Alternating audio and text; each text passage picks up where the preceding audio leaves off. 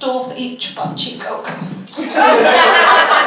was going to do a story about Hanukkah, but I don't know all the words. And my friend the other day, she made me some bread, and I couldn't remember what it was called, but I think it was T'Challa bread. I'm not sure. So instead, I'm going to do Frosty the Snowman. Yay! I know about Christmas.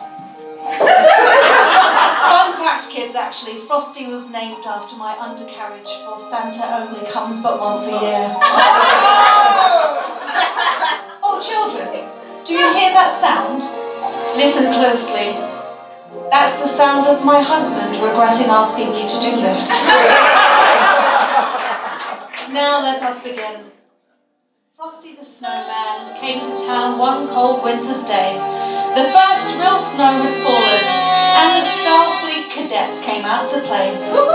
John said, "Look, a sheet of white. It's begun to snow. Jessica wants to make a snowman, so let's all make it so." Round and round Central Park they ran to make the snowman big. Cheryl and Chris searched and found for his arms a perfect pair of twigs. Jamal brought some coal to make his eyes so round. Mike found a carrot nose upon the icy ground. "He will need a toy," said Chris, so he and Julie made him a tribble. "Cool," said David. "Yeah, that's you." Now he should be able to keep himself out of fracking trouble. Bill used his own red shirt for the snowman to wear, so let's hope he doesn't melt and die. And Heather placed her comm badge as all the cadets stared. "A fez hat," said Domenico, "will make him now complete." At that time the wind blew strong, and the hat fell at their feet. As Yahira and Brandon placed the hat upon his big round head, he came alive as if by magic, and all the muggles fled.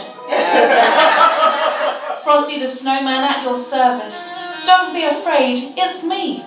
The children smiled. It was Ed dressed up, you see. Harry's wand made Frosty the Snowman come alive that day. Michelle said, "It's magic. I hope that you can stay." Then one day they all joined hands to spend a day in Midtown. 'Twas the end of Christmas as the wintry sun shone down. Around the corner they skipped and were faced with a gusty wind. Frosty's hat blew off and all the children grinned. Frosty ran fast to catch his hat and on the road did slip. With the sun so hot upon his head, Frosty began to drip. Those of you that know Ed know he likes the cold.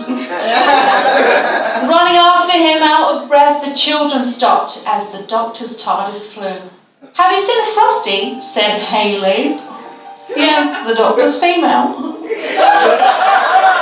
As the children's sadness grew, she pointed to the snowman's hat, which laid in a big round puddle, and all the children gathered round in a tight-knit huddle. The doctor had seen all and knew the snowman would melt. She was upset to tell the children, as she knew how they all felt. Tara and Marge began to cry because they knew the truth of why he'd gone. The TARDIS was driven by a female, you see, that liked to get her shift on. Lawrence had his own thoughts of why Frosty had his lot. He seemed to think the captain had spilt his tea on Frosty, and it was Earl Grey hot. Doctor, Caitlin and Larry cried, "Where did Frosty go?"